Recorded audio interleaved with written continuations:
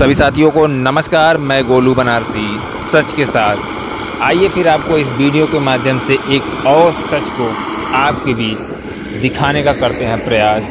तो ये सीधे तस्वीरें वाराणसी ज़िले के मेहंदीगंज से है, जहां अपने भारतवर्ष के यशस्वी प्रधानमंत्री नरेंद्र मोदी जी का आगमन होना है। तो मैं गोलू बनारसी आपको तस्वीरें दिखाता हूं जो आपको दूर से दिख रहा है।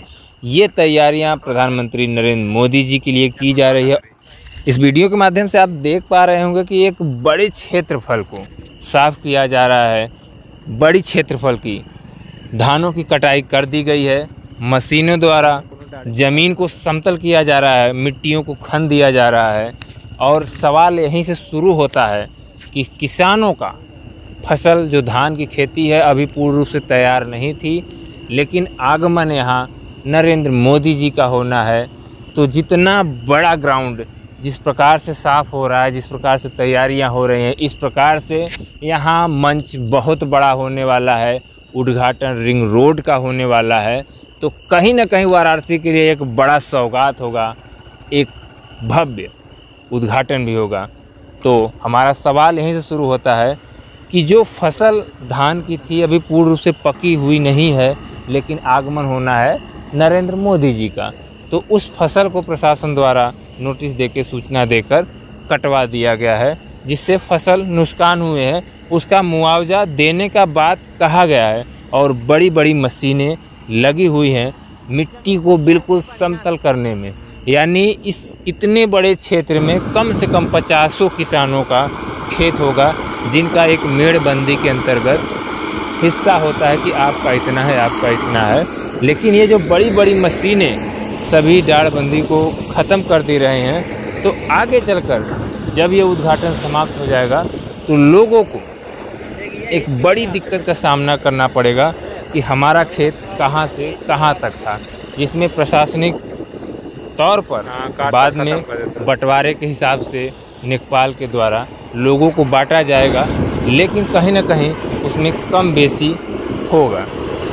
और सवाल इससे बड़ा ये है कि अभी इसी 2021 में नरेंद्र मोदी जी का इसी मेहंदीगंज के बगल रखौना में यानी खजुरी में आगमन हुआ था। तो वहाँ पर भी प्रशासन द्वारा कहा गया था कि जो भी खेती में नुकसान होगा उसका आपको मुआवजा दिया जाएगा। और वहाँ सभी तैयारियां करके टेंट और सब कुछ लगाया गया, लेकिन उनके चले जाने के बाद प्रशासन के जो वादे थे वो वादे पूरे नहीं हुए। और आज तक सुनने में मिला कि किसानों को उनका मुआवजा नहीं दिया गया। तो यहाँ भी सवाल यही है कि आश्वासन ही उनको दिया गया है, किसी को अभी मुआवजा नहीं मिला है।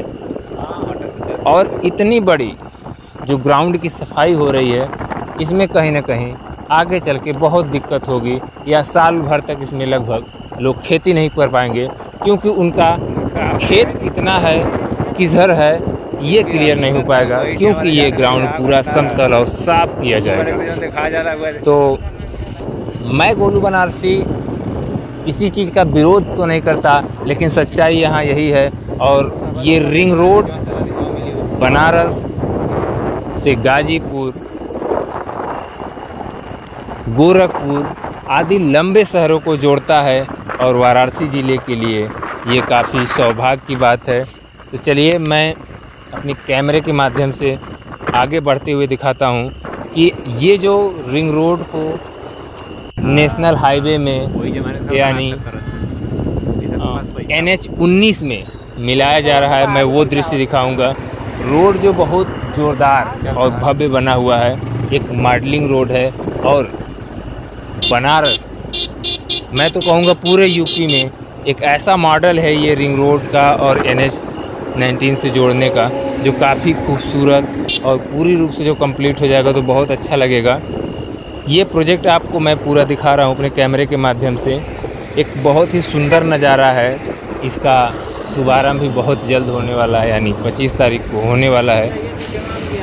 इस दृश्य के जरिए आप ये समझ रहे होंगे कि रिंग रोड को अब यहाँ हाईवे में जोड़ दिया गया है। जहाँ पहले से सर्विस रोड था, उसको इस रोड को मिलाने के चक्कर में उसको ख़त्म कर दिया गया है। यहाँ के आसपास के गांव 20 दिन से लगातार धरना प्रदर्शन कर रहे थे, जो बीते 5-6 दिन पहले इस धरना को प्रशासन द्वारा ख़त्म कराया गया और आश्वासन दिया गया कि जल्द ही बगल से सर्विस रोड को दिया जाए।